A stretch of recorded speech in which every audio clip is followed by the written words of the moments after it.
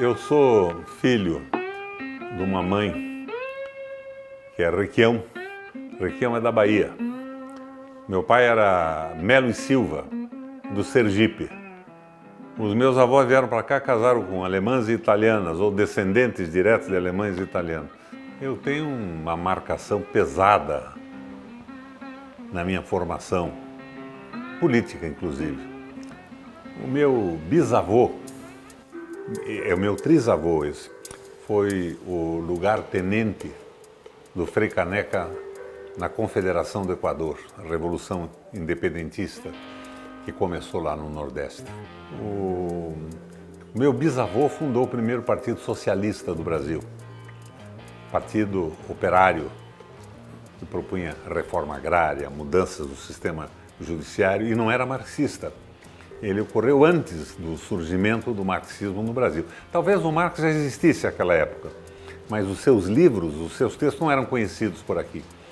Ele se baseava nos fabianos, revolucionários fabianos, socialistas fabianos, nos intelectuais da Rússia, da França, e era não marxista, mas socialista. Propunha reforma agrária e era uma proposta muito bonita. O meu avô fez política aqui no Paraná, veio do Sergipe para cá. Ele foi deputado, foi vereador, foi presidente da Câmara dos Vereadores, na época em que o presidente da Câmara dos Vereadores, se eu não me engano, era o prefeito da cidade, naquele modelo português. E o meu pai, médico, era um militante político também. Chegou a ser prefeito de Curitiba, nomeado pelo Bento Munhoz da Rocha. Mas meu pai, na medicina, trabalhava de graça 2, 3 dias por semana. Ele só cobrava, acho que na quinta ou na sexta-feira. Ele atendia todo esse pessoal da periferia da cidade. Antes da revolução do café, da criação dessas 180 cidades novas, municípios novos, meu pai atendia essa colonada toda gratuitamente. Tinha a medicina como uma missão e era um militante político progressista. Eu nasci sob essas influências. A minha mãe era muito animada, os nossos aniversários eram festas, tinha corrida do saco, brinquedos, disputas entre a meninada toda, uma infância muito animada. Eu morava na Vicente Machado, 344, na frente do Hospital São Vicente. Ao lado tinha um colégio presbiteriano, Colégio Belmiro César. Para atravessar a rua eu estava no colégio. Eu fui alfabetizado no Colégio Belmiro César por uma professora da qual eu não esqueci até hoje, era velhinha já, chamava-se Maria Augusta Juve. E quando eu me elegi prefeito de Curitiba, a primeira escola integral que eu mandei construir e inaugurei levou o nome da dona Maria Augusta. Ela já devia ter uns 70 e poucos anos quando me alfabetizou. Um coque no cabelo atrás, cabelo branco puxado, e era um doce de pessoa. Depois eu passei para o Internato Paranaense, que era católico, e depois vim para o Colégio Estadual do Paraná. Curitiba deliciosa, maravilhosa e tranquila. Era uma delícia. Eu ia a pé para o Colégio Estadual do Paraná, nunca tive um automóvel para me levar. Curitiba era uma tranquilidade. Quando meu pai foi prefeito de Curitiba, a cidade tinha 116 mil habitantes. Meu pai foi candidato a prefeito contra o Ney. E depois meu pai foi candidato a prefeito e o Ney era governador. E meu pai achava que ele tinha sido roubado na eleição.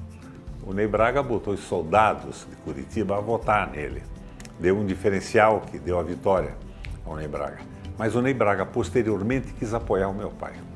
Para você entender quem era o Dr. Wallace, Tadeu de Melo e Silva, eu lembro de um dia que o Milton Anselmo da Silva, que era um vereador importante aqui da cidade, entra lá em casa e diz: o Ney está num carro aí na frente e ele quer falar com o senhor. Ele acha que pode lhe apoiar. E o pai disse o seguinte: se ele acha que eu vou aceitar que fui roubado daquela maneira, em silêncio, em tranquilidade, que ele entre aqui e vai ver o que acontece com ele. O Ney Braga foi embora. Meu pai, em termos de princípios, era irremovível das suas convicções.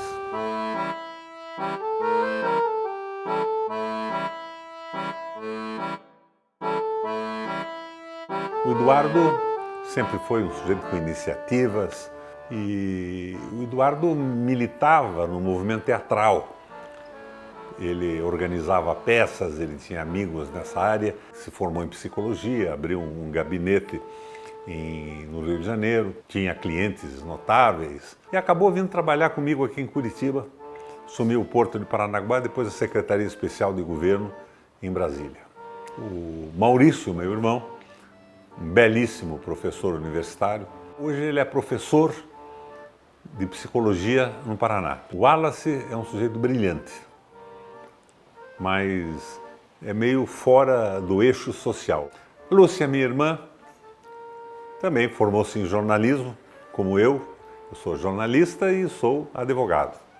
E sou planejador urbano, formado pela Fundação Getúlio Vargas. Eu lembro que eu ainda menino, voz fina, andava numa Kombi com alto-falante fazendo aquela propaganda de comunicação oral na cidade. Eu sempre fui orador nos aniversários da minha casa, com bem menos de 10 anos. Inclusive, a minha mãe guardava alguns discursos gravados ou discursos escritos que eu fiz nessa época. Muito erro de português e tal, mas eu era orador. Eu fui escoteiro. E a tropa da Águia, que era uma tropa famosa em Curitiba, passou a ter sede na minha casa, por muito tempo. Uma tropa que funcionava no Interamericano, era presidida pelo Johnny e por um outro sujeito, que eu não lembro o nome dele agora, mas ele tinha paixão por ser legionário francês, daquelas forças da Argélia. E ele conseguiu, num determinado momento, se alistar, foi para a Argélia, 3 dias depois foi assassinado pelos revolucionários argelinos. Lembro disso, que me causou um impacto muito grande, né? O desperdício de uma vida de um cara importante, dedicado ao escotismo, a princípios firmes, morreu inutilmente. Eu namorava a Biblioteca Pública do Paraná, a leitura, a minha formação intelectual e cultural deriva dessa época. Eu estava muito mais interessado em cultura que qualquer outra coisa. Você pode acreditar ou não, mas eu nunca aprendi a dançar. Eu nunca frequentei um baile. Quando a gente saía do Colégio Estadual, às vezes a gente passava para tomar um chopp na Cometa. Os meus companheiros tomavam chopp, eu tomava suco de laranja e comia um sanduíche especial com verde que eles tinham lá. Minha mãe cozinhava muito bem, tudo que ela fazia era bom. Mas o prato básico da família era o prato feito pelo meu avô, que eu não conhecia, o avô Requião. Ele era baiano e o prato famoso nas festas familiares era o vatapá caprichadíssimo. Eu lembro do meu pai, prefeito de Curitiba, nomeado pelo Bento. Mas o meu avô, o velho coronel Wallace do Sergipe, foi prefeito de Curitiba também. Se não me engano, posso estar enganada, a memória às vezes pifa, naquele sistema de que o presidente da Câmara, no modelo português, era o prefeito da cidade. E o meu bisavô, o Justiniano de Melo e Silva, que fundou o Partido Socialista, veio para o Paraná. A família veio com ele, mas era um pessoal de fora, né? Curitiba era a cidade dos polacos, menos os polacos, mas mais os italianos e os alemães, que eram dominantes, e nós éramos marginais na cidade, nós éramos os brasileiros que vieram do Nordeste. O meu avô, o Wallace de Mello, casou com uma italiana, nascida em Morretes, 15 dias depois da chegada do pai e da mãe da Itália. E o avô da minha mãe casou com uma filha de alemães também, de uma família alemã radicada naquela região de Nonoai, no Rio Grande do Sul. Estão enterrados os meus avós maternos em Guarapuava. A minha mãe nasceu em Guarapuava. Meu pai era trabalhista, era do Partido Trabalhista Brasileiro. Mais tarde ele saiu do Partido Trabalhista. Mas eu tenho em casa ainda fotografias do meu pai conversando com o Getúlio no Catete, no Rio de Janeiro e tudo mais. O meu avô era trabalhista também. Embora o meu avô fosse filho de um bisavô meu que fundou o primeiro Partido Socialista do Brasil. Fui com meu pai e alguns amigos caçar no oeste do Paraná, que era selvagem naquela época, e pescar nas Cataratas do Iguaçu. E nas Cataratas do Iguaçu eu encontrei lá um italianão e a sua esposa e 2 filhas e 2 filhos. Conheci a Maristela lá, ela tinha 15 anos.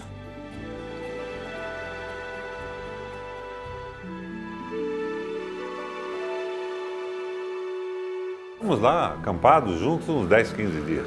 Depois continuamos nos encontrando ao longo da vida. Em um determinado momento, a Maristela, que morava em São Paulo, veio morar em Curitiba e acabou me seduzindo e me levando ao casamento. E resolvi casar com a Maristela, ou ela resolveu casar comigo, até hoje eu não sei bem o que aconteceu. E avisei alguns parentes de passarem lá em casa à tarde, tomar um vinho de honra e provar uns aperitivos. E meus parentes todos apareceram. E estava lá a Maristela, minha mulher já. O Lamartine Correia foi minha testemunha no cartório, eu não fiz nada além disso. E a Maristela tinha uma amiga chamada Svitlana Verichenko, era filha de russos. E a Svitlana estava grávida do marido. E ela era uma russa de porte, uma menina grande, estava enorme com a sua gravidez. E daí eu, que nunca abri mão de ser um pouco gaiato, apresentei para os meus tios a Svitlana como minha nova esposa. E o meu tio Ulisses disse, com a cara mais séria, agora entendi o casamento.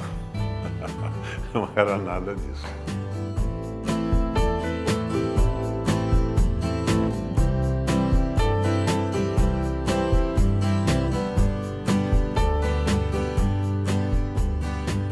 Maurício nasceu quase careca, depois cabelo branco, absolutamente branco.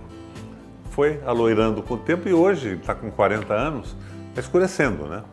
O Maurício me acompanhou muito na primeira eleição para o governo do estado. Eu nunca dispensei os meus filhos.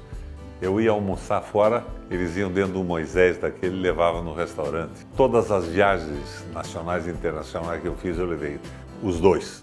Quando eu me elegi prefeito, a Roberta ia na prefeitura e aquele gabinete que o Lerner tinha montado tinha um tapete espesso assim, uma mesa oval numa ponta. E a Roberta ia lá, pai, vamos gatinhar. Eu fechava a porta para ninguém ver e ia gatinhar no tapete com a Roberta. Até hoje ela lembra disso. A Roberta veio para brilhar, está brilhando até hoje.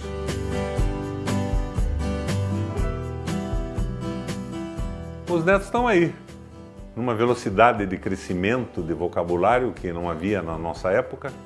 A televisão dá uma instrução paralela à educação moderna e eles têm um acelerador maior ainda, eles são gêmeos, um estimula o outro 24 horas por dia.